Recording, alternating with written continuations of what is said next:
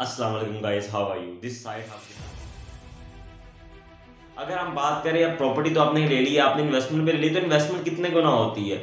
Real estate के अंदर 1 साल के अंदर अपनी इन्वेस्टमेंट को ऑलमोस्ट डबल कर सकते हो। ठीक है, मिनिमम 1 साल के अंदर। स्टॉक मार्केट के अंदर भी आप 1 साल को इन्वेस्टमेंट को डबल कर सकते हो। रियल एस्टेट के अंदर जंप लगने तो आए आप मिनिमम 3 मंथ्स के अंदर आप इन्वेस्टमेंट को डबल कर सकते हो। स्टॉक एक्सचेंज के अंदर आप 1 मंथ के अंदर भी अपनी इन्वेस्टमेंट को डबल कर सकते हो अगर जंप लगने पर आए। लेकिन इन्वेस्टमेंट पता क्या होती है? इन्वेस्टमेंट क्या होती है? जब आप इन्वेस्टमेंट को क्लोज करते हो और क्लोज करने के बाद जो आप इनकम निकालते हो, जो प्रॉफिट निकालते हो, उस प्रॉफिट को अगर हम देखा जाए तो प्रॉफिट आप निकालोगे स्टॉक मार्केट में से। तो स्टॉक मार्केट में जब प्रॉफिट निकालोगे तो उसमें से आपको कई तरह के टैक्सेस देने पड़ेंगे और ऑलमोस्ट आपकी 70% प्रॉफिट आपका टैक्सेस में चला जाएगा। पहला टैक्स शेयर मार्केट का गेन टैक्स, जो आप शेयर मार्केट से पैसे कमाओगे, जो गेन टैक्स आएगा 30% आपका जो ब्रोकरेज फर्म वाला है, जो आपका ब्रोकर है, वो लेगा। 50% आपकी गवर्नमेंट लेगी। ठीक है, उसके बाद जो 30% बनेगा उसके ऊपर भी मजीद आपको 10% टैक्सेस देने पड़ेंगे। उसके बाद जाके 20% आपके पास बचेगा, वो आपका एक्चुअल प्रॉफिट होगा।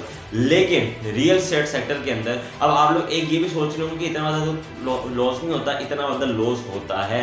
आप इन्वेस्ट करके देखें स्टॉक मार्केट के अंदर। लेकिन अगर हम रियल एस्टेट की बात करें तो रियल एस्टेट सेक्टर के अंदर आपने 1 करोड़ रुपया कमाया तो 1 करोड़ के ऊपर आपको जो टैक्स देना पड़ेगा वो डीसी रेट के ऊपर 2.5% और 3% देना पड़ता है, जो कि ऑलमोस्ट 4-5-6 लाख रुपया होता है, या बहुत ज्यादा भी हो तो 10 लाख रुपया होता है। मीन 10% आपकी इन्वेस्टमेंट गई। लेकिन स्टॉक रियल एस्टेट के अंदर आप चाहें तो अपना 10 लाख भी बचा सकते हैं, आप जीरो टैक्स भी पे कर सकते हैं, आप गवर्नमेंट को मैनिपुलेट इशू इजीली कर सकते हैं, आप इजीली अपना टैक्स बचा सकते हैं रियल एस्टेट सेक्टर के अंदर। और आप चाहें, आपने 10 लाख क्या छोड़े, 10 लाख करोड़ भी कमाया ना, आप उस पैसे को भी बचा के जीरो टैक्स दे के अपने बैंक में डाल सकते हैं। आपसे कोई नहीं पूछेगा कि आपने ये पैसा कहाँ से लेके आए, और लीगली आप अपना टैक्स बचा सकते हैं। इसके अंदर इनलीगल कोई काम नहीं है। दूसरी वजह ये है रियल एस्टेट सेक्टर के अंदर के रियल एस्टेट सेक्टर का जो बूम आता है वो स्टॉक एक्सचेंज के मुकाबले में बहुत तेजी से आता है। ठीक है, दूसरी बात, जब रियल एस्टेट सेक्टर गिरती है तो वो भी बहुत कम तरीके से गिरती है। लेकिन स्टॉक मार्केट के अंदर क्या होता है, बूम आता भी बहुत तेजी से है, वो जाता भी बहुत तेजी से है।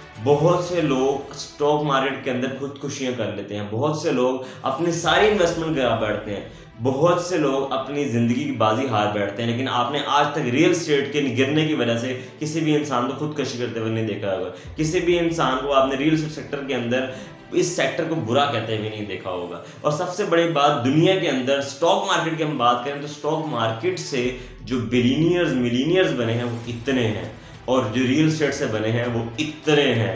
रियल एस्टेट सेक्टर के दुनिया के अमीर दिन आदमी, जहाँ तो वो रियल एस्टेट सेक्टर से अमीर बने हैं या फिर वो रियल एस्टेट सेक्टर के अंदर इन्वेस्ट करके अमीर बने हैं। तो हर लिहाज से देखा जाए तो real estate sector is the winner. Real estate sector से कोई और अच्छा प्लेटफॉर्म नहीं है।